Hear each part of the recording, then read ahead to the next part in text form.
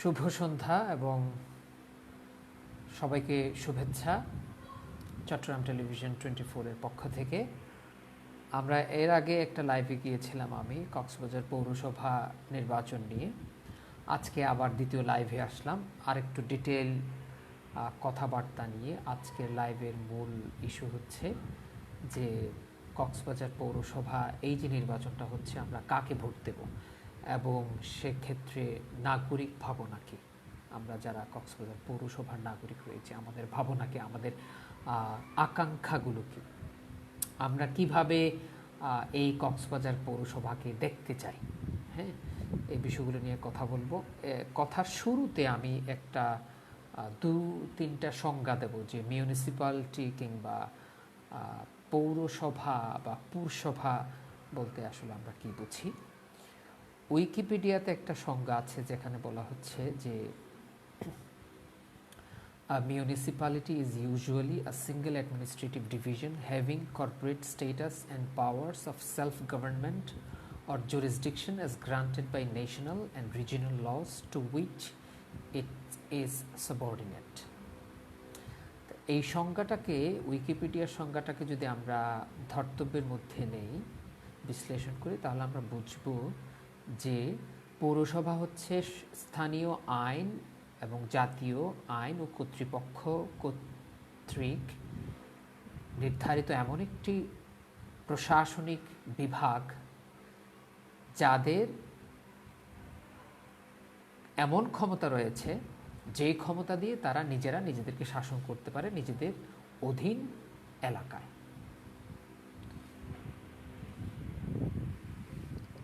এই সংজ্ঞাটা আমরা নিলাম। আমি এর বাইরে আরও দুটো মিনিমাম সংজ্ঞা দেব যাতে আমরা আমাদের পরের আলোচনাটা আরেকটু ইনক্লুসিভ হয় এবং সবাই বোঝার সুযোগ পায়। এরপর হচ্ছে আপনার এই সংজ্ঞাটার কথা আমরা বলতে থাকি, আমি আরও একটা সংজ্ঞা খুঁজে বার করতে করতে, যে পৌরসভা হচ্ছে একটা স্বাধীন সংস্থা যার সিদ্ধান্ত নেওয়ার ক্ষমতা রয়েছে এবং একই সাথে যেই সংস্থাটি স্থানীয় কিংবা জাতীয় আইন কর্তৃক পরিচালিত হবে। আমরা যদি এই জিনিসটাকে যদি একটু ব্যাখ্যা করি তাহলে আমরা দেখতে পাবো যে সাম্প্রতিক সময়ে যে সিদ্ধান্তটা আমরা দেখতে পাচ্ছি যে ডিসিদের কিছুটা ক্ষমতা রয়েছে যা পৌরসভার কার্যক্রমে হস্তক্ষেপ করার কিংবা ভূমিকা রাখার, সেই ভূমিকাটা কিন্তু সেই সিদ্ধান্তটা কিছুটা হলেও প্রশ্নবিদ্ধ হচ্ছে। এনসাইক্লোপিডিয়া ব্রিটানিকার একটা সংজ্ঞা এখানে আছে যেটা আমরা আমার মনে হয় আমরা আলোচনা শুরুতে একবার বলে ফেলতে পারি।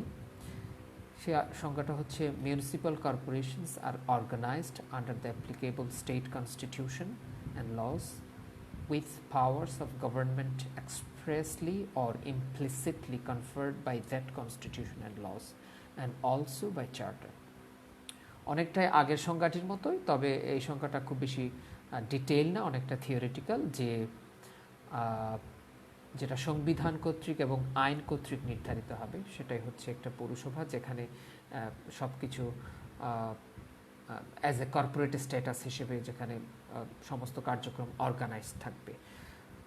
হ্যাঁ, তারপর এখানে আরেকটা ছোট্ট একটা অ্যাডমিনিস্ট্রেটিভ সংজ্ঞা আছে, সেটা হচ্ছে a municipality is basically the response of the state government to the need for certain public services. এখানে বলা হচ্ছে যে মিউনিসিপ্যালিটি বা পৌরসভা হচ্ছে এমন একটি সরকারি সংস্থা যার কাজ হচ্ছে জনগণকে কিছু সেবা সরাসরি তাদের ঘরে পৌঁছে দেওয়া। সেবাগুলোর মধ্যে আসতে পারে ওয়াস্ট ডিসপোজাল, বর্জ্য ব্যবস্থাপনা, পুলিশিং, ফায়ার প্রোটেকশন, পানি ব্যবস্থাপনা এবং স্বাস্থ্যসেবা। আমরা এই সংজ্ঞাগুলো একটু নিয়ে রাখছি যাতে আমরা আমাদের ভবিষ্যতের সামনের যে আলোচনাটা সেটা আমরা একটু একটা ভালো ফাউন্ডেশনের উপর দাঁড় করাতে পারি। সর্বশেষ আরেকটা সংজ্ঞা আমি দেব, সেটা হচ্ছে ক্যামব্রিজ ডিকশনারির একটা সংজ্ঞা, এটা হচ্ছে লাস্ট সংজ্ঞা, এরপর আর কোনো সংজ্ঞা দেব না। এখানে বলা হচ্ছে যে Cambridge ডিকশনারিতে a city or town with its own local government or the local government itself, অর্থাৎ এমন একটি শহর বা নগর যার নিজেকে নিজে শাসন করার ক্ষমতা রয়েছে। এখন আমরা এই সংজ্ঞাগুলোকে সামনে রেখে আমাদের দুটো প্রশ্ন, একটা প্রশ্ন হচ্ছে যে আমরা কাকে ভোট দিব সামনে যে পৌরসভা নির্বাচনটি আসছে। দ্বিতীয় যে প্রতিপাদ্য সেটি হচ্ছে নাগরিক হিসেবে আমাদের ভাবনাগুলো কেমন হওয়া উচিত, আমাদের আশা আকাঙ্ক্ষাগুলো কেমন হওয়া উচিত। সেখানে আমরা প্রথমে যে প্রশ্নটা আমরা করতে পারি যে সংস্থা হিসেবে হ্যাঁ আমাদের যে পৌরসভার এটার কাঠামোগত দিকগুলোতে যেহেতু আমাদের কোনো কিছু আমরা কিছুই করতে পারবো না জনগণ হিসেবে, কিন্তু আমরা যে মূল ভূমিকাটা আমরা রাখতে পারি সেটা হচ্ছে যে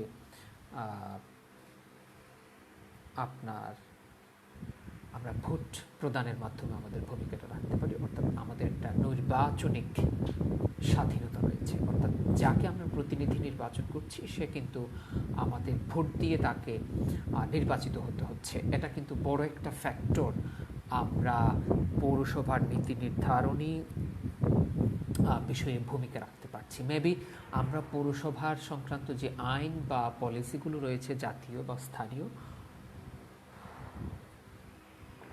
নির্বাচক কিংবা ভোটার হিসেবে হয়তো আমরা সেই জায়গায় ভূমিকা রাখতে পারছি না, সেই জায়গায় আমরা কোনো পলিসি চেঞ্জ আনতে পারছি না, বাট আমরা ভোট প্রদানের যে ক্ষমতা রয়েছে সেখানে আমরা ভূমিকা রাখতে পারছি।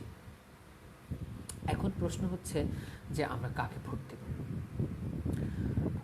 আমাদের অনেক প্রার্থী রয়েছেন, তন্মধ্যে পুরনো প্রার্থী রয়েছেন, নতুন প্রার্থী রয়েছেন, সরকার সমর্থিত প্রার্থী রয়েছেন, সরকার অসমর্থিত কিংবা বিরোধী দলের সমর্থিত প্রার্থী রয়েছেন, স্বতন্ত্র প্রার্থী রয়েছেন, এবং আমাদের প্রার্থীদের ব্যাপারে আমাদের নিজেদের অনেক ধরনের অভিজ্ঞতা রয়েছে। আমাদের প্রার্থীদের কেউ কেউ আমাদের আত্মীয়, প্রার্থীদের কেউ কেউ আমাদের পরিচিত, প্রার্থীদের কেউ কেউ অভিজ্ঞতা সম্পন্ন, প্রার্থীদের কেউ কেউ অভিজ্ঞতা সম্পন্ন নয় কিংবা অনভিজ্ঞ, প্রার্থীদের কেউ কেউ পারিবারিক ঐতিহ্য রয়েছে শক্তিশালী, কারো কারো রয়েছে শক্তিশালী রাজনৈতিক ঐতিহ্য, রাজনৈতিক ক্যারিয়ার।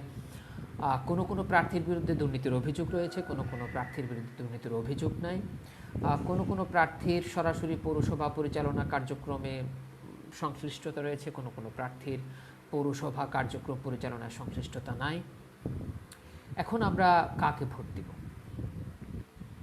আমার মনে হয় আমরা যখনই ভোট দেওয়ার প্রশ্ন আসে আমরা একটা জিনিস কোনোভাবেই ভুলে যেতে পারি না, সেটা হচ্ছে যে আমার যে ভোট আজকে দেওয়ার ক্ষমতা রয়েছে, আমার সেই ভোট দেওয়ার ক্ষমতার উপর কিন্তু আমার পৌরসভা শুধু নয়, বা আমার ব্যক্তি কিংবা আমার শুধু পরিবারের নয়, আমার আত্মীয় স্বজন, বন্ধু বান্ধব, আমার প্রতিবেশী, ভবিষ্যৎ প্রজন্ম যারা আজকে থেকে 10 বছর 20 বছর পর পৃথিবীতে আসবে, কক্সবাজার পৌরসভায় জন্ম নেবে কিংবা এখানকার নাগরিক হবে, তাদের জীবন কিন্তু আজকের এই পৌরসভার সাথে জড়িত। প্রথমত আমাদের মনে হয় এই জিনিসটা আমাদেরকে খেয়াল রাখতে হবে যে জেনারেশনস কামিং, যে জেনারেশনটি ভবিষ্যতে আসছে, হ্যাঁ, সেই জেনারেশনের জীবন, সংস্কৃতি, এসব জিনিস কিন্তু আমার এই ভোটিংয়ের সাথে জড়িত। সো যখন আমি প্রার্থী নির্বাচন করছি তখন কিন্তু আমাকে এই জিনিসটা খেয়াল রাখতে হবে যে আমার যে প্রার্থী নির্বাচন, আমি যাকে প্রার্থী হিসেবে নির্বাচন করছি বা ভোট দিচ্ছি,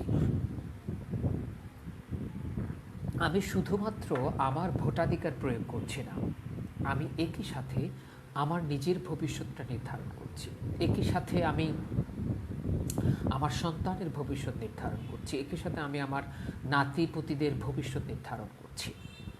সেটা আমাদেরকে সচেতনভাবে খেয়াল রাখতে হবে। কারণ আজকে যদি আমি ভুল প্রার্থীকে ভোট দেই, পরশু কিন্তু আমি কিন্তু রাস্তায় জ্যাম দেখব, ট্রাফিক পুলিশকে যথাসময়ে পাবো না, এর পরের দিন কিন্তু আমার ঘর পুড়ে যাবে এবং ফায়ার ব্রিগেডকে পাবো না, এর পরের দিনই কিন্তু নালায় আমার মেয়ে পড়ে মারা যাবে, আমি সাহায্য পাবো না, এর পরের দিন কিন্তু আমার নাতি স্কুলে যাওয়ার সময় হাইজ্যাকের শিকার হবে, কোনো নিরাপত্তা ব্যবস্থা থাকবে না।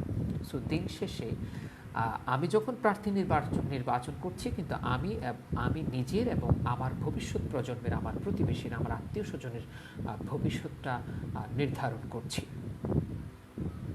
সো প্রশ্ন ঘুরে ফিরে একটাই, যে আমরা কাকে ভোট দিব। আমরা ভোট দেওয়ার সময় আমাদেরকে এই জিনিসটা খেয়াল রাখতে হবে যে আমি আমার ভবিষ্যৎকে নিরাপদ করছি কিনা, আমার প্রজন্মের ভবিষ্যৎকে নিরাপদ করছি কিনা, আমি আমার কক্সবাজার পৌরসভার প্রাণ প্রকৃতিকে নিরাপদ করছি কিনা, আমি কক্সবাজার পৌরসভার সাধারণ মানুষদের জীবনকে নিরাপদ করছি কিনা।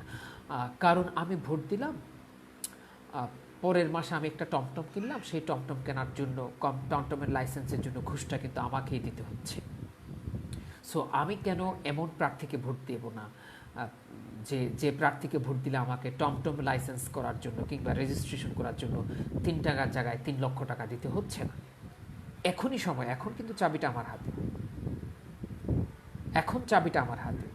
সো এখন আমি আগামী 5 বছর আমার থেকে ঘুষ নেবে না ট্রেড লাইসেন্স নেওয়ার সময়, আমার থেকে আমার জমিগুলো দখল করবে না, আমার শহরকে মদ, ইয়াবা, গাঁজা এবং অন্যান্য মাদক দ্রব্যের স্বর্গ বানাবে না বা বেহেশত বানাবে না। আমি কেন সেরকম প্রার্থীকে ভোট দিচ্ছি না?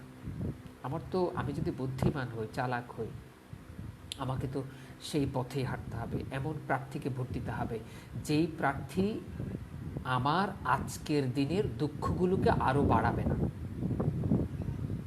সেরকম প্রার্থীকে আমাকে ভোট দিতে হবে। মাঝখানে আমরা একটু ছোট ছোট আলোচনা করি।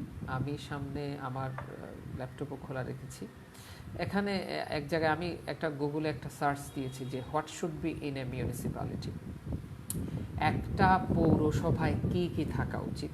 সেখানে তারা বলছে, একটা ওয়েবসাইট বলছে যে সেখানে পানির সরবরাহ থাকা উচিত, এবং আমাদের পৌরসভায় কিন্তু পানির সরবরাহ নেই, এবং আপনারা জানেন কোথাও কোথাও প্রচুর আয়রনযুক্ত পানি পাওয়া যাচ্ছে, কোথাও কোথাও ময়লাযুক্ত পানি পাওয়া যাচ্ছে, এবং কোথাও কোথাও আমরা প্রতিদিন পানির লেয়ার নিচের দিকে চলে যাচ্ছে। এবং আমরা যদি নিচের পানিগুলো সবগুলো খরচ করে ফেলি, গ্রাউন্ড ওয়াটার যেটাকে আমরা বলি গর্ভস্থ পানি, সেটা কিন্তু দিন শেষে আমরা রাষ্ট্র হিসেবে আমাদের জন্য ক্ষতিকর, সেদিকে আমি গেলাম না। পৌরসভা হিসেবে আমাদের ভবিষ্যতের জন্য এটা ক্ষতিকর। সো এটা এরপরের পয়েন্টটা বলা হচ্ছে যে সিওয়েজ কালেকশন অ্যান্ড ডিসপোজাল, ময়লা ব্যবস্থাপনা। আমরা যে প্রতিদিন ঘরে ময়লাগুলো হয়, আপনারা জানেন আমাদের ডাস্টবিনগুলোর কী অবস্থা। পৌরসভার যারা ময়লা কালেক্টর, তাদেরকে আমাদেরকে এক্সট্রা টাকা দিতে হয়, 50 টাকা 100 টাকা প্রতি ফ্ল্যাট থেকে। সো এখন আমাদেরকে বিচার করতে হবে যে আমরা আসলে কাকে ভোট দিচ্ছি। 3 নম্বর পয়েন্ট হচ্ছে যে রেফিউজ রিমুভাল, যে ময়লাগুলো আমরা ফেলে দেই কিংবা রাস্তায় যে অযাচিত জিনিস থাকে। ফর এক্সাম্পল, আমি বাড়ি করছি, আমার বাড়ির সামনের পুরো রাস্তাটা দখল করে আমি বাড়ি রাখলাম, এটা কিন্তু হতে পারে না, এটা মৌলিক অধিকারের লঙ্ঘন। কারণ তখন হয়তো পরের বাসায় আমার আত্মীয় যাকে অ্যাম্বুলেন্সে দেওয়া দরকার, অ্যাম্বুলেন্সটা যেতে পারছে না, কারণ পুরো রাস্তায় আমি ইট বালু সিমেন্ট কংকর রেখে দিচ্ছি। আমি আমার বাড়ি করবো, আমার বাড়ির কংকর কিন্তু আমি সরকারি রাস্তা রাখতে পারি। এই যে রেফিউজাল removal.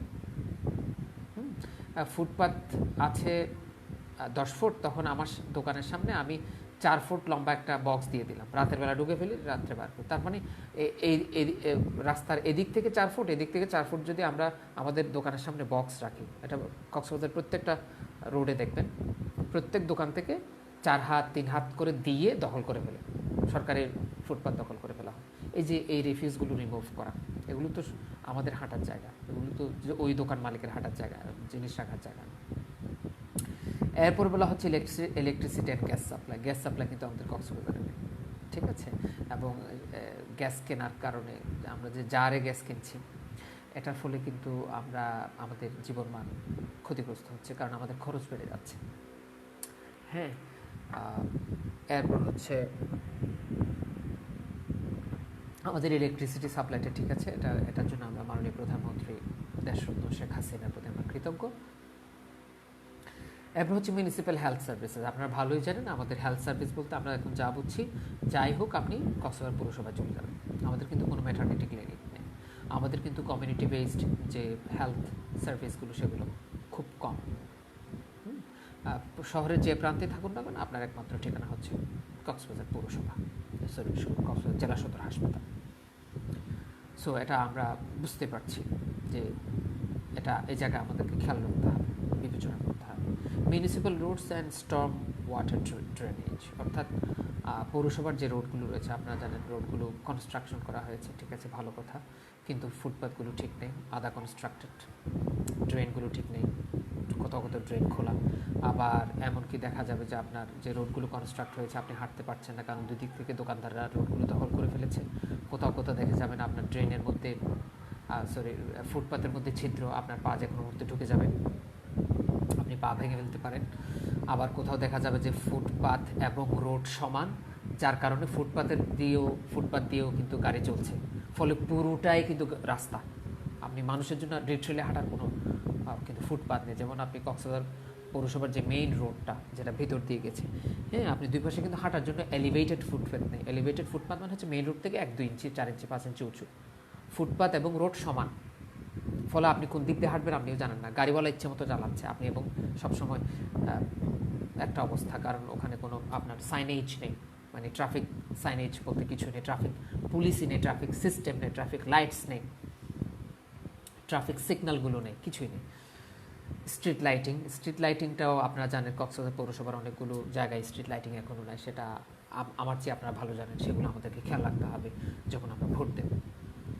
Municipal parks and recreation, আমাদের পার্কগুলো হচ্ছে এদিকে 2টা পার্ক আছে, যে পার্কগুলো হচ্ছে মরুভূমির মতো, আপনি রোদের মধ্যে যেতে পারবেন না, আপনাকে সন্ধ্যায় যেতে হবে। পার্কগুলোতে আসলে দিনের বেলাও দরকার, ওখানে প্লান্টেশন নেই, গাছ রোপণ করা কিছুই নেই, হ্যাঁ, ওখানে প্রচুর ময়লা, প্রচুর মশা, হ্যাঁ, এবং যে সিটিংগুলো আছে সেগুলোতে হচ্ছে আপনার ধুলাবালি, ওখানে টোকাইরা আড্ডা দেয়, গাঁজা খায়, মদ খায়, ইয়াবা সেবন করে, ওখানে আপনি সন্ধ্যায়ও নিরাপদ না, দিনের বেলাও নিরাপদ না, ওখানকার টয়লেট ব্যবস্থাপনাগুলো খুবই দুর্বল। এই হচ্ছে একটা ওয়েবসাইট থেকে পাওয়া। আমি আরও কিছু ওয়েবসাইট সার্চ করি, সার্ভিসেস প্রোভাইডেড বাই, আমি আরেকটা লেখালেখি সার্চ করছি ওয়েবসাইটে, সেটা হচ্ছে services should be provided by municipality municipal গভর্নমেন্টের কী কী সার্ভিস প্রোভাইড করা উচিত। ওখানে একটা রেজাল্ট এসেছে, সেটা হচ্ছে যে আপনার এটা হচ্ছে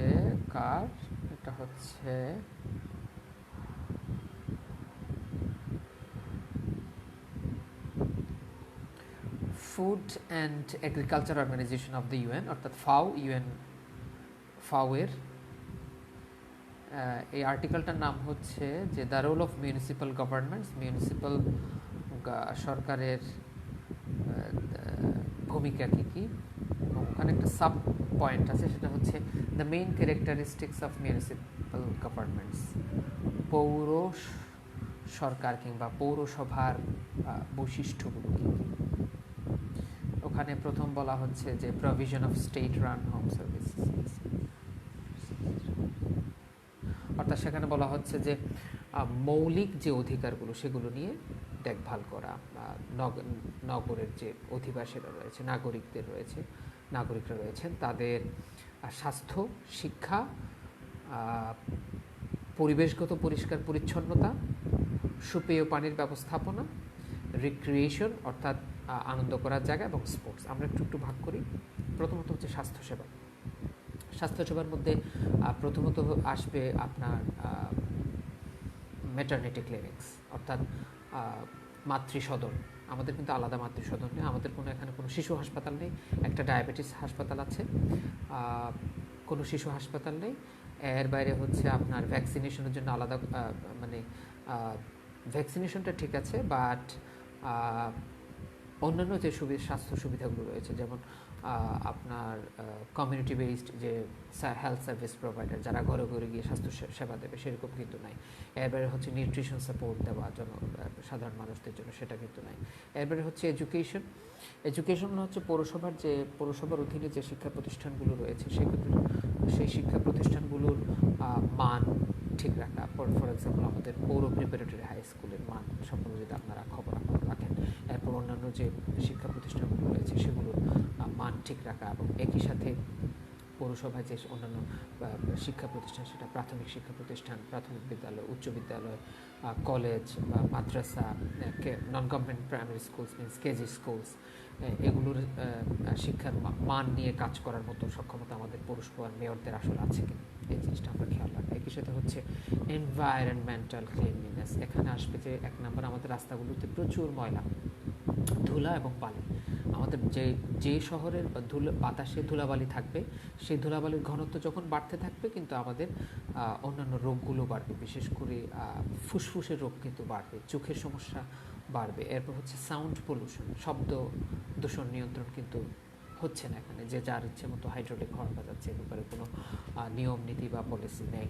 ফলে কিন্তু এটার কারণে সাউন্ড পলিউশন হচ্ছে, এটার ফলে মানুষের বিভিন্ন ধরনের মেন্টাল ওয়েলবিং, মানসিক যে কল্যাণ, সেটা বাধাগ্রস্ত হচ্ছে। এরপর হচ্ছে আমাদের ড্রেনগুলো ক্লিন না, আমাদের ড্রেনগুলো একদম অপরিষ্কার পরিচ্ছন্ন। এগুলো ফলে ড্রেনের ময়লাগুলো যাচ্ছে নদীতে, নদী থেকে যাচ্ছে সাগরে, সাগরের পানিগুলো দূষিত হচ্ছে, সাগরের মাছ মরে যাচ্ছে, এবং অনেকগুলো মরা মাছ কিছুদিন পর পর ভেসে ভেসে আসতেছে। এরপর পলিথিন দূষণ, এটার বিরুদ্ধে কিন্তু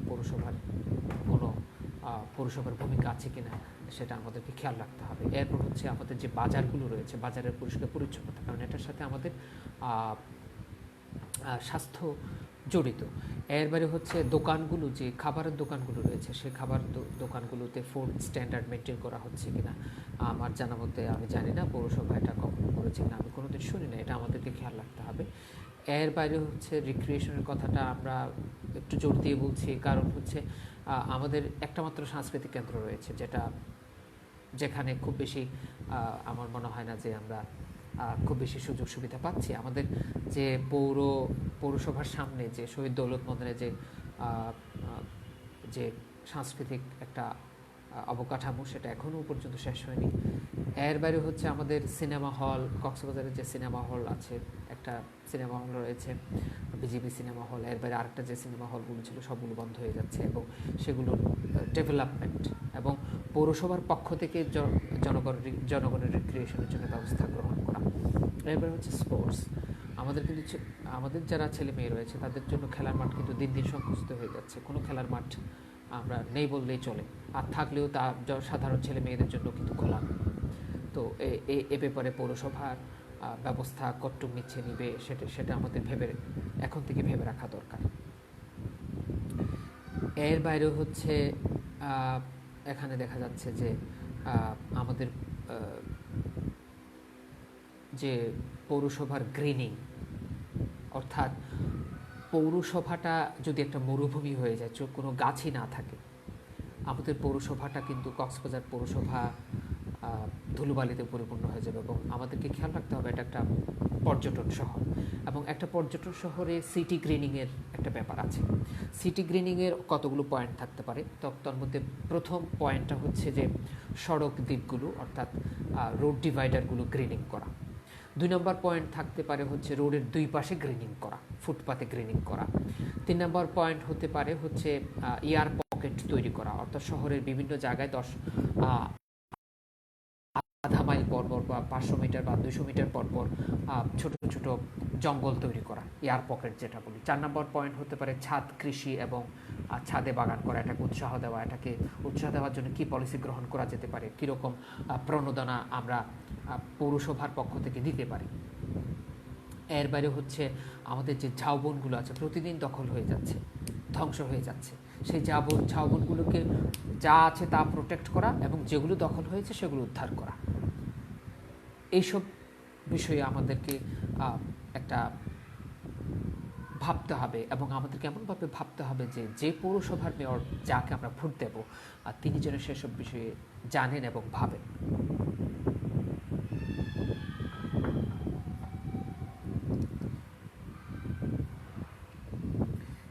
এর বাইরে হচ্ছে পৌরসভার ট্যাক্সেশনটা রিভিউ করা, যে যা ট্যাক্স আমি দিতে পারবো না তার চেয়ে 10 গুণ ট্যাক্স আমার উপর আরোপণ করা হলো। তো এটা তো আসলে বাস্তবসম্মত না। আবার একই সাথে ট্যাক্স যা কালেক্ট করা হচ্ছে, কত টাকা পাচ্ছে, এটার স্বচ্ছতা থাকা, আসলে টাকাটা কোথায় খরচ হচ্ছে আমরা কিন্তু জানি না কিছুই। এরপর হচ্ছে পৌরসভা আসলে মানুষের কল্যাণে কী পরিমাণ কাজ করছে, প্রতিবন্ধী ব্যক্তিদের কল্যাণে, বিধবাদের কল্যাণে, আইনি সহায়তা বঞ্চিত মানুষদের কল্যাণে, তারপর হচ্ছে আপনার বিভিন্ন রেফিউজি যারা রয়েছে, ক্লাইমেট রেফিউজি যারা বিভিন্ন জায়গা থেকে বাস্তুহারা হয়ে আসে এবং যারা আসলে এখানে বাস্তুহীন রয়েছে, বাস্তুচ্যুত যারা হয়েছে, তাদের সুবিধার্থে পৌরসভা আসলে কী ব্যবস্থা নিচ্ছে, যারা স্ট্রিট চিলড্রেন রয়েছে, পথ শিশু যারা রয়েছে তাদের জন্য তার পৌরসভা কী ব্যবস্থা নিচ্ছে, এতিম যারা রয়েছে তাদের জন্য পৌরসভা কী ব্যবস্থা নিচ্ছে, এরপর মানসিক ভারসাম্যহীন যারা রয়েছে তাদের জন্য পৌরসভা কী ব্যবস্থা নিচ্ছে, এরপর হচ্ছে আপনার যে অভিভাবকহীন প্রাণীগুলো রয়েছে, কুকুর, তারপর হচ্ছে ঘোড়া থেকে শুরু করে পাখি, তাদের জন্য পৌরসভা কী ব্যবস্থা নিচ্ছে, অ্যানিম্যাল হেলথ অর্থাৎ পশু স্বাস্থ্যের জন্য পৌরসভা কী ব্যবস্থা নিচ্ছে, সেই জিনিসটা কোন মেয়র আসলে এই জিনিসটা করতে পারবে। একই সাথে যে এমন মেয়র আমাদেরকে নির্বাচন করতে হবে যে মেয়র ক্ষমতায় আসার পর 5 বছর মেয়াদে একটা পরিকল্পনা প্রণয়ন করবেন এবং সেই পরিকল্পনাটা আমাদের সাথে শেয়ার করবেন, নাগরিকদের ভাবনাগুলোকে নেবেন, সেটা রিভিউ করবেন, নাগরিকদের ফিডব্যাক নেওয়ার পর সেটা পৌরসভা মূল্যায়ন করবেন। এরপর হচ্ছে অগ্নি নির্বাপন ব্যবস্থাপনা, আমাদের জলাভূমিগুলো রক্ষা করা, এরপর সরকারি হোস পাইপের ব্যবস্থা করা, এরপর পৌরসভাকে এমনভাবে বিনির্মাণ করা যাতে আপনার কোথাও আগুন ধরলে যাতে ফায়ার সার্ভিস খুব দ্রুত রেসপন্স করতে পারে, এবং সেটার জন্য বিল্ডিং কোড মেনে চলছে কিনা বিল্ডিংয়ের মালিকরা সেটা দেখভাল করা। একই সাথে হচ্ছে পৌরসভার নিরাপত্তা ব্যবস্থা, রাত্রিকালীন নিরাপত্তা ব্যবস্থা, দিনের নিরাপত্তা ব্যবস্থা, বিশেষ করে শিশুদের নিরাপত্তা ব্যবস্থা এবং নারীদের নিরাপত্তা ব্যবস্থা, এবং স্কুল ভিত্তিক ইপটিজিং কন্ট্রোলে পৌরসভা আসলে কী ব্যবস্থা নিচ্ছে সেই জিনিসগুলো আমাদেরকে খেয়াল রাখতে হবে বিশেষ করে। এরপর আরেকটা পয়েন্ট আমাদেরকে খেয়াল রাখতে হবে, সেটা হচ্ছে ওয়াস্ট ম্যানেজমেন্ট, ময়লাগুলো ব্যবস্থাপনা, বর্জ্য ব্যবস্থাপনা। পৌরসভার মেয়র যিনি পৌরসভার মেয়র আসছেন তিনি কি কক্সবাজারকে আরও ময়লায় পরিপূর্ণ একটা জাহান্নাম বানাবেন, নাকি আমাদেরকে আস্তে আস্তে একটু এই জাহান্নাম থেকে উদ্ধার করবেন? হ্যাঁ, এরপর হচ্ছে ভাড়া ব্যবস্থাপনা, বিশেষ করে বাসার ভাড়া ইচ্ছে মতো মালিকরা বাড়াচ্ছে কিনা, তারপর হচ্ছে দোকানের ভাড়া ইচ্ছে মতো মালিকরা বাড়াচ্ছে কিনা, গাড়ির ভাড়া ইচ্ছে মতো মালিকরা বাড়াচ্ছে কিনা, তারপর হচ্ছে যেসব মালিকরা টমটম, রিক্সা, অন্যান্য গাড়ি ভাড়া দেয় তারাও ইচ্ছা মতো গলা কাটা রেট নিচ্ছে কিনা যে শ্রমিকটিকে ভাড়া দিচ্ছে। এরপর হচ্ছে যেসব ইন্ডাস্ট্রি রয়েছে সেসব ইন্ডাস্ট্রিতে স্থানীয়দেরকে চাকরি দেওয়া হচ্ছে কিনা সেই জিনিসটা খেয়াল রাখবেন কিনা আমাদের যে পৌরসভার মেয়র আসবেন, নাকি উনি শুধুমাত্র হাজার হাজার কোটি টাকার মালিক হওয়ার জন্য আসবেন, সেটা আমাদেরকেই খেয়াল রাখতে হবে। এখনই সময় আমরা যাতে সেটা খেয়াল রাখি, কারণ একবার যদি আমরা ভোট দিয়ে ফেলি আমরা কিন্তু আর কিছু করতে পারবো না, আমাদের আসলে লিগেলি কিছু করার নাই। কিন্তু এখন আমরা যা করতে পারবো আমরা এখনই করতে পারবো, এখনই তাদেরকে এমন পৌরসভার মেয়র নির্বাচন করতে পারি যে মেয়র আমাদের এই কথাগুলো খেয়াল রাখবেন। আমি আরেকটা ওয়েবসাইটে ঢোকার চেষ্টা করছি, এর ফলে হবে কি আমি মানে একটা কনস্ট্রাকটিভ ওয়েল থট কথা বলতে পারবো। অ্যান্ড আই থিঙ্ক দ্যাট, কারণ আমি গুগলে সার্চ করছিলাম যে বাংলাদেশের পৌরসভার সমস্যাগুলো কী এবং সমাধানগুলো নিয়ে কোনো রিসার্চ হয়েছে কিনা, বাট আমি সেরকম কোনো রিসার্চ পাইনি। বাংলায়ও সার্চ করেছি, আমি ইংরেজিতেও সার্চ করেছি, যে পেপারস বা ডকুমেন্টসগুলো আছে বা রিপোর্টসগুলো রয়েছে সবগুলো সরকার কর্তৃক প্রকাশিত। আপনি জানেন সরকার কর্তৃক প্রকাশিত হলে সেই ডকুমেন্টগুলো যথেষ্ট বায়াসড হয়, কারণ একজন পৌরসভার ঘুষের মহাসাগরে ডুবে থাকা একজন পৌরসভার সচিব কিংবা মেয়র কোনো দিন ওই পৌরসভায় কিংবা বাংলাদেশের পৌরসভাসমূহের প্রবলেম নিয়ে খুব বেশি ডিটেইলড কিংবা ইন ডেপথ গবেষণা করবে না বা রিপোর্ট লিখবে না। সো স্বাভাবিকভাবে আমি সরকারি গবেষণাপত্র কিংবা রিপোর্টগুলোকে গ্রহণ করতে চাচ্ছি না। এখানে আমি আরেকটা রিপোর্ট পেয়েছি, এটা রিপোর্ট না, একটা আর্টিকেল, বাট এই আর্টিকেলটা it's not an inclusive one, এটা খুব বেশি ফলপ্রসূ হবে না মনে হচ্ছে। আমি আরেকটা আর্টিকেল দেখি, যে আর্টিকেলটাতে আমি এমন কিছু পাই কিনা যেটা আমাদের ভাবনাগুলোর সাথে মিলবে এবং আমাদের দুঃখগুলোকে এক জায়গায় আনতে পারবে। এখনো পর্যন্ত পাইনি। সো যেহেতু এখন নির্বাচনের মৌসুম, আমার মনে হয় এখনই আমাদের সময় যে আমরা যাতে আমাদের ভবিষ্যৎকে নিরাপদ করার জন্য এখনই ব্যবস্থা নিতে পারি। কারণ হচ্ছে ওইটাই যে আমার ভোট আমার ভবিষ্যৎকে ডিফাইন করবে, আমার ভবিষ্যৎকে রিফাইন করবে। অর্থাৎ আমি আজকে যে ভোটটি দেব, যে সুযোগটা আমি পেয়েছি, আমার এই ভোটটাই আমার অনাগত ভবিষ্যৎকে নিরাপদ করবে, সুন্দর করবে। আমার এই একটা ভোটই অনেক ক্ষমতা। আমি আরেকটা পেপার পেয়েছি, এই পেপারটা হচ্ছে ইউনিভার্সিটি অফ প্রিটোরিয়ার 2006 সালে প্রকাশ করেছিল। পেপারটার শিরোনামটা আমি একটু পড়ে শোনাচ্ছি ভালো করে, আপনারা নিজেরাই পেপারটা দেখে নিতে পারেন। 65 পৃষ্ঠার একটা পেপার, এটার নাম হচ্ছে municipal services and service delivery and the basic functional activities of municipal governments. এটা হচ্ছে ইউনিভার্সিটি অফ প্রিটোরিয়ার কর্তৃক প্রকাশিত 2006 সালে।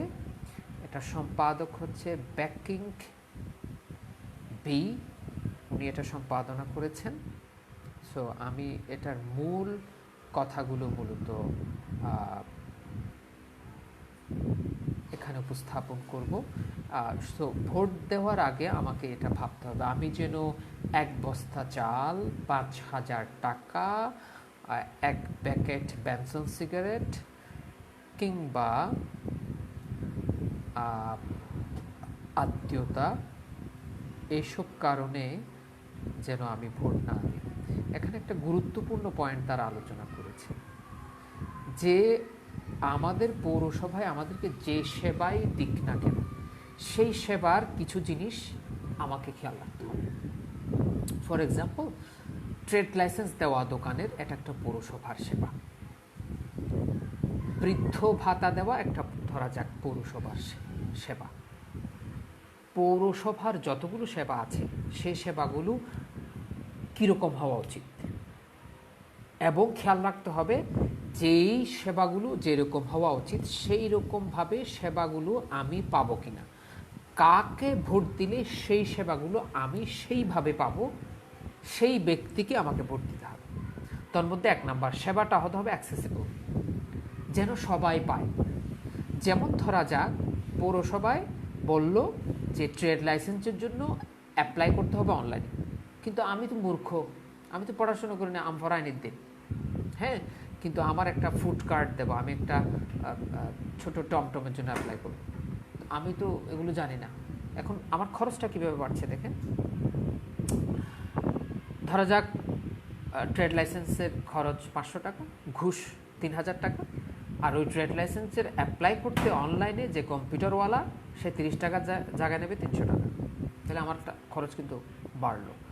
সো আমার সেবাটার জন্য অ্যাক্সেসিবল হয়, আমি যেন আমার সেবাটায় ঢুকতে পারি, আমার সেবাটা পেতে পারি সহজে, সিম্পলিসিটি, সেবাটার জন্য কঠিন না হয়। ধরা যাক আমি একটা ফর্মের একটা ট্রেড লাইসেন্সের জন্য অ্যাপ্লাই করবো, অ্যাপ্লিকেশনটা হচ্ছে 12 পৃষ্ঠা, তাহলে তো আর ওই 12 পৃষ্ঠা অ্যাপ্লিকেশন পূরণ করতে করতে আমার জিন্দগি শেষ।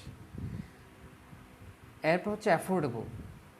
ধরা যাক আমার একটা ট্রেড লাইসেন্সের জন্য আমি অ্যাপ্লাই করবো, কিন্তু ট্রেড লাইসেন্সের জন্য অন্যান্য পৌরসভায় কিংবা অন্যান্য দেশে এটার খরচ হয় 100 টাকা, কিন্তু এখানে ট্রেড লাইসেন্সের দাম ধরা হলো 2000 টাকা, তাহলে তো এটা আমি অ্যাফোর্ডই করতে পারবো। একই সাথে হচ্ছে কোয়ালিটি, আমার সার্ভিসটার জন্য কোয়ালিটি হয়, আমি 2 দিনে পাওয়ার কথা, কিন্তু ওটা আমাকে 2 বছর পর দিলে হবে না সেবাটা, এটা আমাকে খেয়াল রাখতে হবে। এবং এমন মেয়রকে আমি ভোট দেবো যে মেয়রটি আমার এই পৌরসভার সেবাগুলোর মান ঠিক রাখবে। অ্যাকাউন্টেবিলিটি, যেন জবাবদিহিতে থাকে পৌরসভার মেয়র থেকে শুরু করে, সচিব থেকে শুরু করে, ইঞ্জিনিয়ার থেকে শুরু করে অন্যান্য সেবক যারা রয়েছে, ক্লিনার যারা রয়েছে, সবাই যেন আমার স্যার হয়ে না যায়, সবাইকে যেন আমাকে সারা জীবন সারা বছর পূজা করতে না হয়। হ্যাঁ, তারা যেন জবাবদিহি থাকে, কারণ তারা আমার নির্বাচিত প্রতিনিধি, আমার টাকায়, আমার ট্যাক্সের টাকায় তারা চলে। এরপর হচ্ছে ইন্টিগ্রেশন, সেবাগুলো যেন এক জায়গায় পাওয়া যায় এবং সহজে পাওয়া যায়। আমি যে সেবাটা পাবো সেটা যেন টেকসই হয়। একই সাথে হচ্ছে ভ্যালু অফ মানি, আমি যে টাকাটা খরচ করব সেই টাকাটা আমার যেন উঠে। হ্যাঁ, একই সাথে আমি যে সেবাটা পাবো সেই সেবাটা যেন আমার জীবনটাকে উপকৃত করে। তো এখন আমি যখন ভোট দেওয়ার সময় আমাকে খেয়াল রাখতে হবে আমি যাকে ভোট দিচ্ছি, যে মেয়রকে ভোট দিচ্ছি, সেই মেয়র যেন আমাকে এই সেবাগুলো এভাবে ভালো মান ঠিক রেখে আমাকে প্রদান করে কিংবা প্রদান করতে পারে। সো এটাই সময়, এটাই নির্বাচনের মৌসুম, এবং এই মৌসুমেই আমাকে আমার সুযোগটা করে নিতে হবে। এবং এই সুযোগটা করার একমাত্র উপায় আমার এই বুড়ো আঙ্গুলে, অর্থাৎ ভোট আমার হাতে, আমাকেই আমার 5 বছর নির্ধারণ করতে হবে। কারো চা খেয়ে নয়, 1 বস্তা চালের বিনিময়ে নয়, 5,000 টাকার বিনিময়ে নয়, নাইলে কক্সবাজার পৌরসভা জাহান্নাম, এটা আরও কঠিনতম জাহান্নাম হয়ে যাবে, বসবাসের অযোগ্য একটি জাহান্নাম হয়ে যাবে। সো মোটামুটি আমার মনে হয় আমি আমার মূল পয়েন্টগুলো এখনও শেষ করিনি, তবে কিছুটা শুরু করতে পেরেছি। আশা করি যে একটা পৌরসভার কীরকম থাকা উচিত, এবং আমি যে পৌরসভায় রয়েছি, যে পৌরসভায় আমি ভোটার, যেখানে আমি ভোট দেব, সেই পৌরসভার ভোটার হিসেবে আমার আশা আকাঙ্ক্ষাগুলো কেমন হওয়া উচিত, এবং সেই আশা আকাঙ্ক্ষা যিনি পূরণ করবেন তাকে আমার কেন ভোট দেওয়া দরকার, আমি কেন আমার ভোটটাকে বিক্রি করব, আমার ভোটটাকে আমি এমন ভুল ব্যক্তির হাতে দেব যেই ভুল ব্যক্তিটি ক্ষমতা পাওয়ার পর আগামী 5 বছরে হাজার হাজার কোটি টাকার মালিক হবেন, আমাকে ফতুর করে দিয়ে, আমাকে রাস্তায় বসিয়ে দিয়ে, আমাকে ধুলো বলে খাইয়ে, আমাকে হসপিটালের সেবা থেকে বঞ্চিত করে, আমার বাচ্চাদেরকে খেলার সুযোগ না দিয়ে, আমার বাচ্চাদেরকে হাঁটার সুযোগ না দিয়ে, একটা ফুটপাত শুদ্ধ নেই আমার বাচ্চারা নিরাপদে স্কুলে যাবে, আমার বাচ্চারা স্কুলে ক্লাস না হচ্ছে না, পৌরসভার দেখার কেউ নেই, আমার বাচ্চারা হসপিটালের সুযোগ পাচ্ছে না, আমার বাচ্চারা স্কুলগুলোতে ন্যায় বিচার পাচ্ছে না, আমার বাচ্চারা এখানকার বিকেলে বা সন্ধ্যায় হাঁটতে বের হলে নিরাপদ থাকে না, আমার স্ত্রী কন্যারা রাতের বেলা কিংবা দিনের বেলা স্কুলে যেতে পর্যন্ত ভয় পায়। আমি কেন এমন মেয়রকে ভোট দেব যে মেয়র আমার ভয়, আমার কষ্ট আরও বাড়াতে থাকবে, আরও বাড়াতে থাকবে, আরও বাড়াতে থাকবে, রাস্তায় ময়লা হয়ে থাকবে, আমাদের প্রত্যেকটা রোড হবে এক একটা জাহান্নাম, এক একটা ময়লার কারখানা, ময়লার স্তূপ, এক একটা ময়লার পুকুর, ধুলাবালির পুকুর। আমি কেন আমার জীবনটাকে, আমার ভবিষ্যৎকে এরকম করব?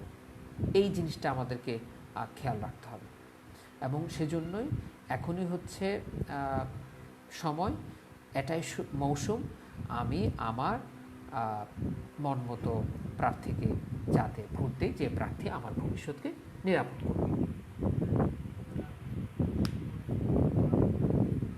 এখন আমরা একটা পৌরসভার যে আপনার সার্ভিসগুলো রয়েছে, সেখানে আমরা দেখি যে কিছু সার্ভিস আমরা আলোচনা করেছি, আর কিছু সার্ভিস হয়তো আমরা এখান থেকে দেখব। যেমন ধরা যাক, আমরা শিশু হাসপাতালের কথা বলেছি। হ্যাঁ, আমরা আবারও বলছি, মাতৃসদন কিংবা maternity clinic, dedicated maternity clinic কিন্তু আমাদের পৌরসভায় নেই। এরপরের পয়েন্টটা হচ্ছে এয়ার পলিউশন, বায়ু দূষণ, প্রচুর ধুলাবালি রাস্তায় বায়ু দূষিত হচ্ছে। আগামী 10 বছর পর কক্সবাজারে হাঁপানি রোগীর সংখ্যা, পথে ঘাটে হাঁপানি, প্রতি ঘরে ঘরে 5-10 জন হাঁপানি রোগী আমরা পাবো ইনশাআল্লাহ, যদি এভাবে চলতে থাকে, রাস্তাগুলো যদি ছাড় দিয়ে বসে। এরপর হচ্ছে সাউন্ড পলিউশন। কোনো নিয়ম নেই, কানুন নেই, কিছু নেই, যা ইচ্ছা মতো বাঁশি বাজাচ্ছে, হর্ন বাজাচ্ছে, হাইড্রোলিক হর্ন বাজাচ্ছে। হ্যাঁ, আমাদের শিশুদের ব্রেনের ক্ষতি হচ্ছে, আমাদের অসুস্থ ব্যক্তিদের ব্রেনের ক্ষতি হচ্ছে, মানুষের মেজাজ খিটখিটে হয়ে যাচ্ছে, মানুষের মানসিক কল্যাণ বাধাগ্রস্ত হচ্ছে, ব্যাহত হচ্ছে। এটা নিয়ে প্ল্যান করতে হবে এবং এমন ব্যক্তিকে ভোট দিতে হবে যিনি এই সম্পর্কে বুঝেন। ধরা যাক আমি এমন এক ব্যক্তিকে ভোট দিলাম যে বায়ু দূষণ শব্দটা সম্পর্কে জানেই না, এক লাইনও জানে না। শব্দ দূষণ যে একটা দূষণ, সেটার জন্য যে একটা ব্যবস্থা নেওয়া দেওয়া হয় সে সম্পর্কে তার কোনো খবরই নেই। তার ইচ্ছা হচ্ছে, তার প্ল্যান হচ্ছে কেমনে 1000 কোটি টাকার মালিক হবে। আগে গাড়ি ছিল না, এখন 5টা গাড়ি করবে। তো সেরকম ব্যক্তি কিন্তু ভোট দিয়ে লাভ নেই। আসলে আমার ট্যাক্সের টাকা দিয়ে আরেকজনকে গাড়ির মালিক বানানোর আমার দরকার নেই। এরপর হচ্ছে building code. Building code very important, কারণ আমরা যদি কোনো কারণে ভূমিকম্প হয়, কক্সবাজারে আমরা যেভাবে ইচ্ছে মতো বিল্ডিং করছি, কক্সবাজার একটা জাহান্নাম হয়ে যাবে। সো আমাদের ভবিষ্যৎকে যদি আমরা নিরাপদ করতে চাই, আমরা এমন ব্যক্তিকে ভোট দিতে হবে যিনি সৎ মানুষ হবে। হ্যাঁ, এরপর হচ্ছে গ্যাস সাপ্লাই। এটা ছোট বিষয় মনে হতে পারে আপনাদের, কিন্তু আমাদেরকে অবশ্যই আমাদের পরবর্তী মেয়র যেন সরকারের সাথে নেগোসিয়েশন করে গ্যাস সাপ্লাইয়ের জন্য। কারণ আমরা যদি এভাবে এলপিজি গ্যাস ব্যবহার করতে থাকি বা বটলড গ্যাস ব্যবহার করতে থাকি, এর ফলে কিন্তু আমাদের জীবনমান উন্নত হবে না। আমাদের অনেকগুলো খরচ হচ্ছে এবং প্রত্যেক হাউস হোল্ডে খরচ বেড়ে যাচ্ছে। এর বাইরে হচ্ছে এর পরের পয়েন্টটা হচ্ছে ফায়ার ফাইটিং সার্ভিসেস। আমাদের ফায়ার সার্ভিসের ক্যাপাসিটি বাড়ানো এবং এক্ষেত্রে প্রথম কথা হচ্ছে আমরা আমাদের জলাধারগুলো সংরক্ষণ করতে হবে। 2 নাম্বার হচ্ছে সরকারি হোস পাইপ। বিভিন্ন জায়গায় সরকারি হোস পাইপ থাকা 1 কিলোমিটার পর পর কিংবা 500 মিটার পর পর, যাতে যে কোনো ইমার্জেন্সি হলে সেখান থেকে আমরা পানি নিতে পারি। এরপর হচ্ছে পয়েন্টটা হচ্ছে যে প্রত্যেক সড়ক কিংবা লেনগুলো লেনগুলো যাতে এমন বড় হয় যাতে ওখানে গাড়ি ঢুকতে পারে, এবং দুই পাশের ঘর থেকে দুই পাশের বাসার মালিকরা যাতে তাদের গাড়ি ওঠার জন্য জায়গা করতে গিয়ে, অন্যান্য সিঁড়ি দিতে গিয়ে যাতে সরকারি রাস্তার জায়গাগুলো দখল করতে না পারে এবং সেগুলো উদ্ধার করতে হবে। এই জিনিসটা আমাদেরকে খেয়াল রাখতে হবে এবং একই সাথে ফায়ার সার্ভিসের নাম্বার যাতে প্রত্যেক ঘর এটা অ্যাওয়ার হয়, নাগরিকদেরকে ফায়ার সার্ভিস অগ্নি নির্বাপন সম্পর্কে ট্রেনিং করা, সে ব্যাপারে ট্রেন আপ করা, সে ব্যাপারে প্রচারণা চালানো, সে ব্যাপারে কিন্তু পৌরসভার মেয়র যথেষ্ট ভূমিকা নেবেন কিনা সেটা খেয়াল রাখতে হবে। এমন মেয়রকে নিতে হবে, নির্বাচন করতে হবে যিনি সে সম্পর্কে জানেন, বুঝেন এবং সাথে সৎ মানুষ এবং যিনি ভবিষ্যতে সেটা খেয়াল রাখবেন। এবং সবচেয়ে বড় ইম্পর্টেন্ট পয়েন্ট সেটা হচ্ছে আমাদের যে লোকাল ট্যুরিজম, সেটাকে প্রমোট করতে পারা। কক্সবাজার কিন্তু বাংলাদেশের বাণিজ্যিক রাজধানী, আবার একই সাথে জাহান্নাম, ধুলা, বালি, ময়লা, চোর, দুর্নীতি, টমটমওয়ালা সহ অন্যান্য মানুষগুলোর টুরিস্টদের উপর অত্যাচার, তারপর খাবার হোটেলগুলো নিয়ে অনেকগুলো অভিযোগ আছে। সেসব বিষয় নিয়ে কিন্তু ফুড স্ট্যান্ডার্ড নিয়ে, খাদ্যমান নিয়ে কিন্তু আমাদের পৌরসভার মেয়রকে সচেতন হতে হবে। উনি যদি টাকার বিনিময়ে বিষকেও সার্টিফিকেট দিয়ে দেয়, বিষ তৈরি করেছে সেরকম দোকানকেও ট্রেড লাইসেন্স দিয়ে দেয়, তাহলে তো হবে না। তাহলে দিন শেষে কিন্তু কক্সবাজার ক্ষতিগ্রস্ত হবে, আমরা ক্ষতিগ্রস্ত হব, আমাদের অর্থনৈতিক অবস্থা ক্ষতিগ্রস্ত হবে, সেটা খেয়াল রাখতে হবে আমাদেরকে। এর বাইরে হচ্ছে নগর পরিকল্পনায় জনগণকে সম্পৃক্ত করা, নগর পরিকল্পনা প্রণয়নের জন্য ব্যবস্থা নেওয়া এবং একই সাথে নগর পরিকল্পনা প্রণয়নে শক্তিশালী ভূমিকা রাখার জন্য কক্সবাজার উন্নয়ন কর্তৃপক্ষের সাথে নেগোশিয়েট করতে পারে এরকম ক্ষমতা সম্পন্ন ব্যক্তিকে আমরা ভোট দেব। এখানে ক্ষমতা বলতে রাজনৈতিক ক্ষমতা বলছি না, আমরা ক্ষমতা বলতে বুঝছি যিনি আসলে সিটি প্ল্যানিংটা বুঝবেন, আরবান প্ল্যানিং বুঝবেন, জনগণের কথাগুলো শুনবেন, জনগণকে সাথে নিয়ে কাজ করবেন, এমন ডিজাইন করবেন যে ডিজাইনটা আজকে থেকে 100 বছর পর বা 200 বছর পর ভায়াবল হবে। 5 বছর মেয়াদি প্ল্যান করে তো লাভ নেই, কারণ শহরটা তো 500 বছর পরও থাকবে, 200 বছর পরও থাকবে। এই দীর্ঘমেয়াদী সিটি প্ল্যানিং বা মিউনিসিপ্যাল প্ল্যানিং বা আরবান প্ল্যানিং বা নগর পরিকল্পনা বোঝেন বা বোঝার চেষ্টা করেন কিংবা সৎভাবে কাজ করবেন ইঞ্জিনিয়ারদের সাথে, সেরকম ব্যক্তিকে আমরা যেন নির্বাচিত করি। আমরা হেলথ সার্ভিস নিয়ে কথা বলছি, পাবলিক ট্রান্সপোর্ট। আপনারা জানেন কক্সবাজারে কিন্তু পাবলিক ট্রান্সপোর্ট নেই, আমরা টমটম রয়েছে, রিক্সা রয়েছে। আমরা যদি এখানে পাবলিক ট্রান্সপোর্ট দিই, ফর এক্সাম্পল উদাহরণ হিসেবে দিচ্ছি, কক্সবাজার টার্মিনাল থেকে পাবলিক সার্ভিস শুরু হয়ে কক্সবাজার শহরের ভেতর দিয়ে হলিডে মোড় হয়ে কলাতলি হয়ে আবার টার্মিনাল। যদি এখানে পাবলিক ট্রান্সপোর্ট হয় তাহলে কত টাকা বাঁচে আমরা দেখি। এখন আমরা যদি টার্মিনাল থেকে কেউ হলিডে মোড় হয়ে আবার কলাতলি হয়ে কক্সবাজার টার্মিনাল পৌঁছাতে চায়, তার খরচ হবে মিনিমাম আপনার 30 টাকা বা 40 টাকা।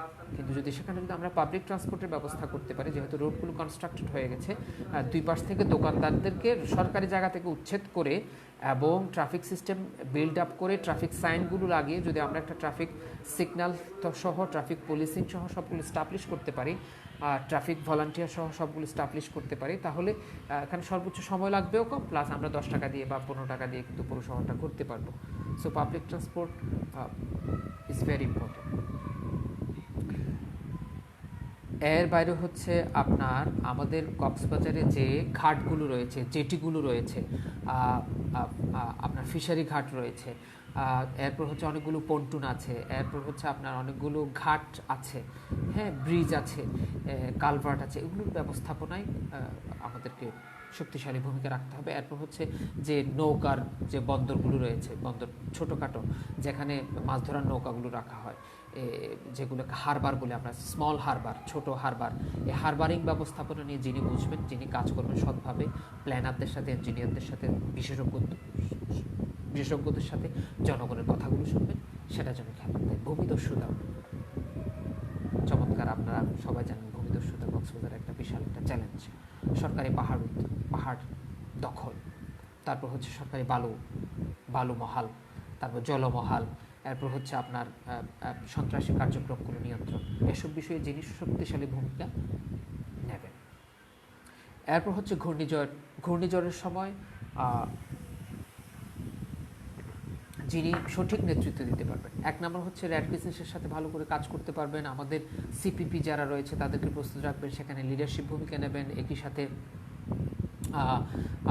আমাদের যে ঘূর্ণিঝড় আশ্রয় কেন্দ্রগুলো আছে সেগুলোকে টেকসইভাবে প্রস্তুত রাখবেন এবং ঘূর্ণিঝড় সংকেত ব্যবস্থাপনা সেগুলোর দিকে যিনি নজর দিতে পারবেন এবং একই সাথে নাগরিকদের সাথে ভাব বিনিময় করবেন এবং একটা কন্টিনজেন্সি প্ল্যান থাকবে, অর্থাৎ ঘূর্ণিঝড় মোকাবেলার জন্য আলাদা প্ল্যান, এবং সেটা জনগণের সাথে শেয়ার করবেন, সাংবাদিকদের সাথে শেয়ার করবেন, তাদের মতামত দেবেন এবং এই ঘূর্ণিঝড় যখনই আসবে সাথে সাথে যাতে ওই প্ল্যানটা অ্যাক্টিভ হয়ে যায়, ওই প্ল্যান অনুসারে ব্যবস্থা নেওয়া হয় এবং এমন মেয়র নির্বাচন করবো যিনি এসব বিষয়ে বুঝবেন, এসব বিষয়ে সৎ থাকবেন এবং এসব বিষয়ে জনগণের সাথে কাজ করার পরিকল্পনা যার থাকবে। অর্থাৎ এদিকে পৃথিবী উল্টে যাচ্ছে, ওদিকে আমাদের মেয়র মহোদয় ফর এক্সাম্পল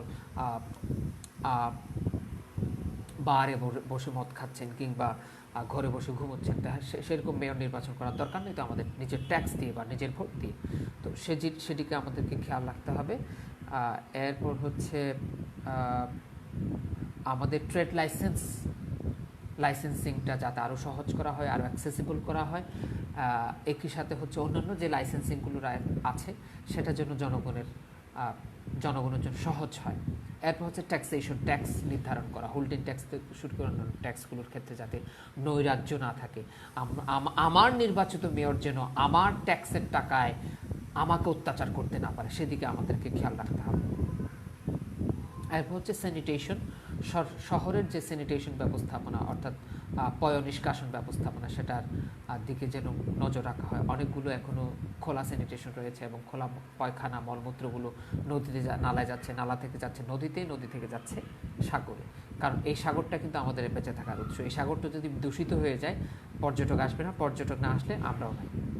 সো এই জিনিসটা আমরা খেয়াল রাখতে হবে। এরপর হচ্ছে আমাদের যে বিচ ম্যানেজমেন্ট কমিটি রয়েছে, বিচ ম্যানেজমেন্ট কমিটিকে পুনর্গঠন করা, সেটাকে শক্তিশালী করা, সেটা পুনর্বিন্যাস করা এবং আমাদের প্রস্তাব থাকবে কক্সবাজারে একটা বিচ ডেভেলপমেন্ট অথরিটি করা হোক, যারা বিচটাকে বুঝবে এবং বিচটা ওয়েল ম্যানেজড হবে। সেখানে যেন দখলকারীরা এটাকে একটা জাহান্নাম বানিয়ে নেয়।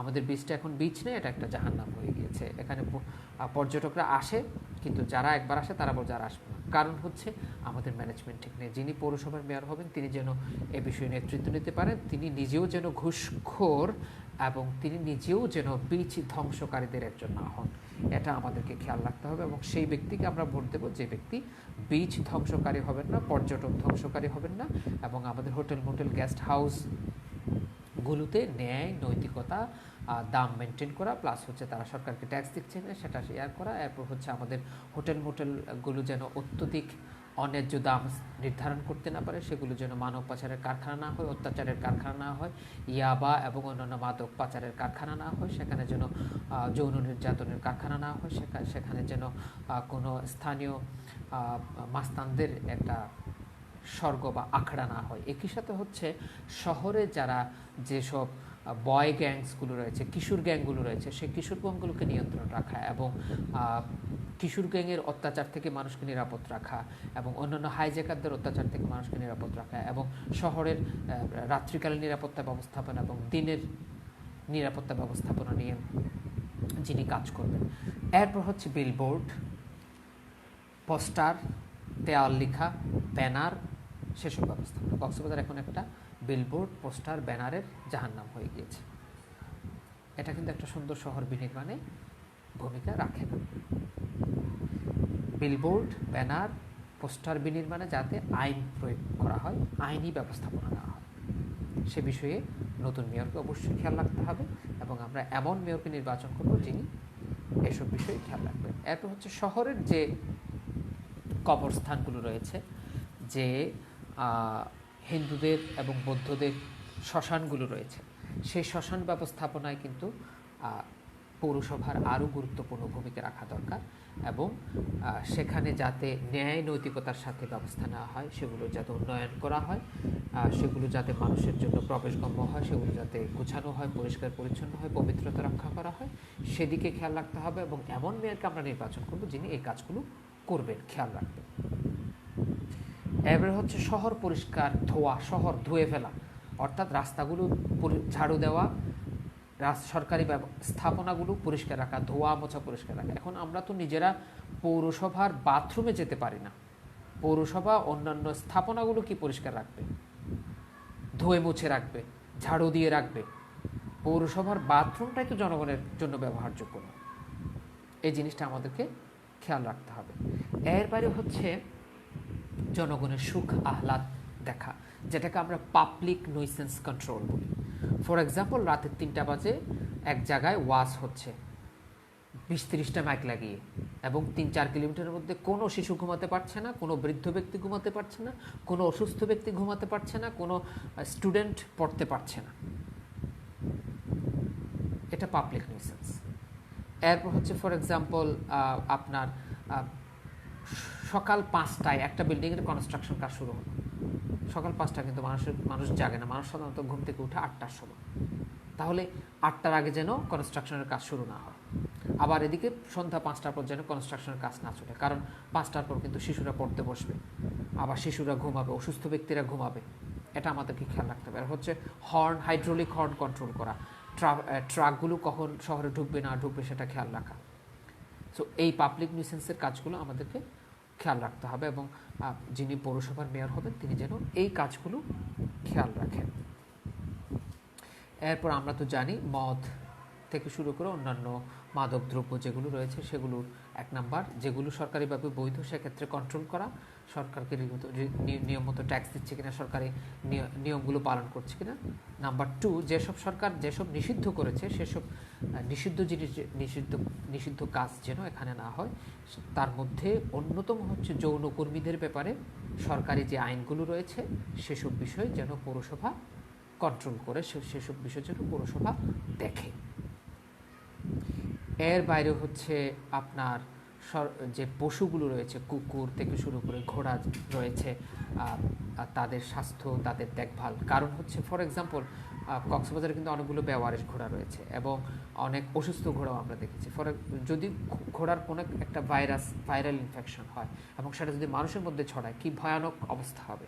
সো এই জিনিসটা যেন পৌরসভা আরও স্ট্রিক্টলি দেখে এবং বেওয়ারিশ পশুর ব্যবস্থাপনা, একই সাথে পশু মারা গেলে সেই পশুগুলো কোথায় কবর দেওয়া হবে, অর্থাৎ পুঁতে ফেলা হবে, সেটা যেন পৌরসভা কর্তৃপক্ষ দেখে। এর বাইরে হচ্ছে সরকারি যে ব্যবস্থাপন সম্পদগুলো রয়েছে পৌরসভার, সেই সম্পদগুলো যাতে পৌরসভা উদ্ধার করে ফেলে এবং সেখানে যাতে পৌরসভা দেওয়াল দিয়ে দেয় এবং সাথে সাইনবোর্ড দিয়ে দেয়, যাতে সেগুলো জবরদখলকারীদের অধীনে না যায় এবং একই সাথে সেগুলো যেন ডাম্পিং স্টেশন হিসেবে ব্যবহার না হয়। মানুষ ময়লা ফেলে জাহান্নাম বানিয়ে ফেললো, সেটা যেন না হয়। এর বাইরে হচ্ছে আপনার পোষা পশু এবং পোষা পাখি অনেকে এখানে রাখে, আমরা কক্সবাজার দেখতে পাচ্ছি। এবং পোষা পাখি এবং পশু যারা পালে তারা যেন সরকারকে অর্থাৎ পৌরসভাকে জানিয়েই সরকারি আইন মেনেই পোষা পশু এবং পোষা পাখি পালন করে এবং তাদের ভ্যাকসিনেশনের ব্যবস্থা নেই। সেক্ষেত্রে পৌরসভাকে অবশ্যই শক্তিশালী ভূমিকা রাখতে হবে। এরপর আমরা খাবারের মানের কথা বলেছি, এখানে বিএসটিআই রয়েছে যেটা সারা বছর বন্ধ থাকে। পৌরসভাকে অবশ্যই বাজারগুলোতে 1 নাম্বার ওজন মেনটেন করা হচ্ছে কিনা, 2 নাম্বার হচ্ছে সরকারি আইন মানছে কিনা, 2 নাম্বার হচ্ছে পরিষ্কার পরিচ্ছন্নতা, 3 নাম্বার হচ্ছে আপনার কেমিক্যাল ইউজ করছে কিনা খাবারের মধ্যে, ফলের মধ্যে, শাকসবজির মধ্যে। একই সাথে হচ্ছে দোকানগুলোর পরিষ্কার পরিচ্ছন্নতা, খাবারের দোকানগুলোর পরিষ্কার পরিচ্ছন্নতা, খাবার দোকানগুলোতে কেমিক্যালের ব্যবহার, খাবারের দোকানের স্টাফদের চাকরির বেতন, খাবারের দোকানের কর্মীদের পরিষ্কার পরিচ্ছন্ন, তাদের নখ, দাঁত, কাপড়, এরপর হচ্ছে পোশাকের পরিষ্কার পরিচ্ছন্নতা, এরপর ওখানে যে খাবারগুলো ইউজ করা হয় সেগুলো পরিষ্কার পরিচ্ছন্নতা, খাবার যেখানে রান্না করা হয় তেল সহ খাবারের যে উপাদানগুলো সেগুলো পরিষ্কার পরিচ্ছন্নতা, সেগুলোর কোয়ালিটি, এসব অবশ্যই পৌরসভাকে চেক করতে হবে। এবং এমন মেয়র নির্বাচন করব যিনি আমাদেরকে বিষ খাওয়ানোর জন্য যাকে তাকে লাইসেন্স না দেয়। এই জিনিসটা আমাদেরকে অবশ্যই খেয়াল রাখতে হবে। এর বাইরে হচ্ছে পৌরসভা নতুন নতুন সুযোগ সুবিধা আমাদেরকে দিচ্ছে কিনা, নাকি যা ছিল তাও আরও কেড়ে নিয়ে ফেলছে, সে জিনিসটা অবশ্যই আমাদেরকে খেয়াল রাখতে হবে। পৌরসভার যে মার্কেটগুলো রয়েছে সেই মার্কেটগুলোতে যাতে সেবার মান বাড়ানো হয়, সেই মার্কেটগুলোতে যাতে প্রতিবন্ধী ব্যক্তি, নারী এবং ভূমিহীন মানুষদেরকে দোকান বরাদ্দ দেওয়া হয় সেটা খেয়াল রাখতে হবে। সেখানে যাতে ভাড়া অতিরিক্ত বাড়ানো না হয় সেটা খেয়াল রাখতে হবে। এবং একই সাথে হচ্ছে বঞ্চিত এবং দলিত যারা শ্রেণী রয়েছে তাদেরকে চাকরির ব্যবস্থা করা, তাদেরকে দোকান বরাদ্দ দেওয়া, নতুন নতুন দোকান নির্মাণ করা দলিত শ্রেণীদের জন্য। ফর এক্সাম্পল আমাদের যারা হরিজন সম্প্রদায় রয়েছে, রাখাইন সম্প্রদায় রয়েছে, হিন্দু সম্প্রদায় রয়েছে, বাস্তুচ্যুত ব্যক্তি রয়েছে, তাদের জন্য সে জিনিসটা অবশ্যই আমাদেরকে খেয়াল রাখতে হবে। এবং এমন পৌরসভার মেয়র আমরা নির্বাচন করব যিনি এই জিনিসটা খেয়াল রাখবেন। সব মিলিয়ে এই পেপারটা অনেক বেশি গোছানো। আমি আবার বলছি, পেপারটার নাম হচ্ছে municipal services and service delivery and the basic functional activities of municipal governments. এই পেপারটা পাবলিশ করেছে ইউনিভার্সিটি অফ প্রিটোরিয়া, সাউথ আফ্রিকার একটা বিশ্ববিদ্যালয়। এই পেপারটা সম্পাদনা করেছেন ব্যাংকিং বি, ওইটাই 2006 সালে পেপারটা পাবলিশ হয়েছিল। এই পেপারটা আপনারা যে কেউ চাইলে দেখে নিতে পারেন। আশা করি আমার আজকের আলোচনায় আমরা অনেকগুলো বিষয় আলোচনা করতে পেরেছি। আমরা আশা করব এটাই আমাদের সুযোগ, এই সুযোগটা আমরা কাজে লাগিয়ে আমরা চেষ্টা করব এমন পৌরসভার মেয়র নির্বাচন করতে যিনি আমাদের দেখভাল করবেন আমাদের টাকায়, যিনি আমাদের টাকায় নিজের নাতি, ফুতি, সতি, লতি আগামী 100 প্রজন্মের জন্য হাজার হাজার কোটি টাকা করে যাবেন, আমাদেরকে ধ্বংস করে দিয়ে, আমাদেরকে একটা জাহান্নাম ধরায় দিয়ে, সেরকম পৌরসভার মেয়রকে আমরা অবশ্যই ভোট দেব না। আমরা 100 বার ভাববো। আমরা 50 টাকার বিনিময়ে, একটা লাইসেন্সের বিনিময়ে, 500 টাকার বিনিময়ে, একটা কফির বিনিময়ে, এক বস্তা চালের বিনিময়ে আমাদের ভোটটা বিক্রি করব না। এবং আমরা প্রত্যেকে ভোট কেন্দ্রে যাব এবং স্বতঃস্ফূর্তভাবে ভোট দেব। সবাই ভালো থাকবেন, সুস্থ থাকবেন। আবারও দেখা হবে কোনো একটা গুরুত্বপূর্ণ বিষয় নিয়ে। চট্টগ্রাম টেলিভিশন 24